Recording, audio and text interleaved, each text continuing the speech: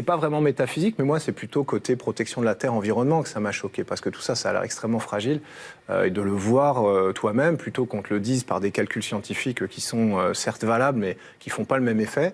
Là, tu le vois, je veux dire, tu le prends en pleine figure, quoi. Je voulais en parler parce que tout à l'heure, avec Jamel, on parlait des divisions qui malheureusement touchent en ce moment les Français par rapport aux histoires d'identité. Quand on a vu la Terre d'en haut, est-ce que le vrai problème de l'humanité, c'est pas la pure et simple disparition de la planète? Ouais, est-ce que le problème, il n'est pas beaucoup plus grave que nos histoires de d'où tu viens? Ah, mais c'est certain. Mais quand tu vois la planète depuis l'orbite basse ou depuis encore plus loin, peut-être dans le futur, on aura cette vue-là. Écoute, il y a des choses qui deviennent vraiment ridicules. Moi, j'essayais de prendre des photos. J'avais la carte là et je regardais. Et tu vois, pour se repérer par rapport aux grosses lignes rouges qui délimitent les pays, ben ça, en vrai, je peux te dire qu'elles n'existent pas, les grosses lignes rouges. C'est vraiment des constructions de l'esprit. Tout est pareil. Il y a la même chose. Tu vois la nature, tu vois, je veux dire, les nuages ne s'arrêtent pas aux frontières, des trucs comme ça.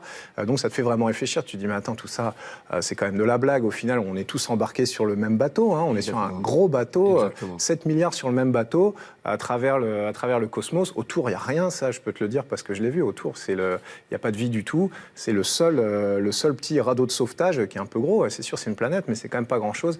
Et puis, si on endommage trop celui-là, je te promets qu'il n'y en a pas d'autres.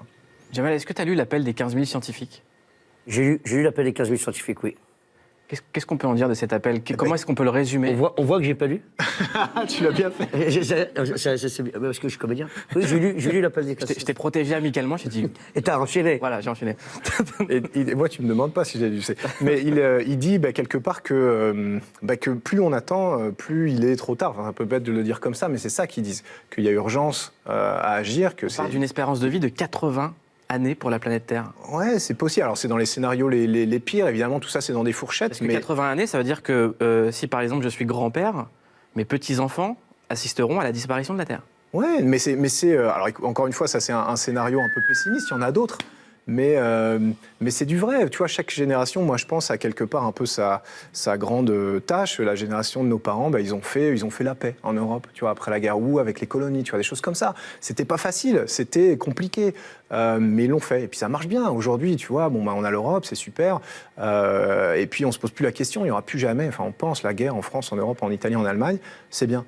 Nous, notre boulot à nous, c'est de sauver la planète. Voilà, c'est ambitieux aussi, mais on peut pas dire, oh non, c'est pas grave, on le fera demain, ou alors c'est ceux d'après qui le feront. Non, de la même manière qu'eux, ils n'ont pas tellement eu le choix, quoi. Quand on vous entend, on a envie de se dire, Thomas Pesquet va faire de la politique. Mais vous avez déclaré que vous avez envie d'y retourner. Ouais. Qu'est-ce qui vous manque dans l'espace? Il y a plein de J'ai choses. toujours rêvé de poser cette question à quelqu'un. Qu'est-ce qui vous manque? Mais tu voles, déjà tu voles, frère. T'es ça comme.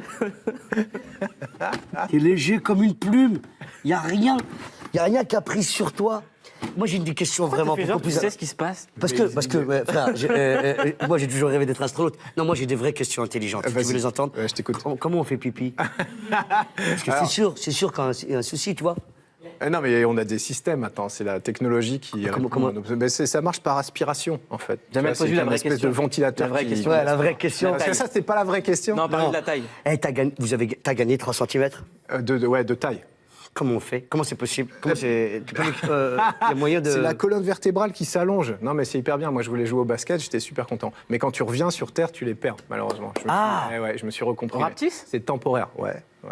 Et alors, attends, un truc... Parce que Jamel était prêt à aller dans l'espace pour grandir. Mais ça se passe la nuit. Si tu restes allongé longtemps, ta colonne vertébrale, c'est pareil, elle se détend, elle s'allonge, tu grandis. Plus tu restes allongé longtemps, plus tu grandis. Si tu te mesures le matin, tu fais 1 cm, peut-être fois 2 cm de plus que si tu te mesures le soir. Sérieux? Tu sors du lit, paf, tu te mesures, je vais vivre ça comme moi.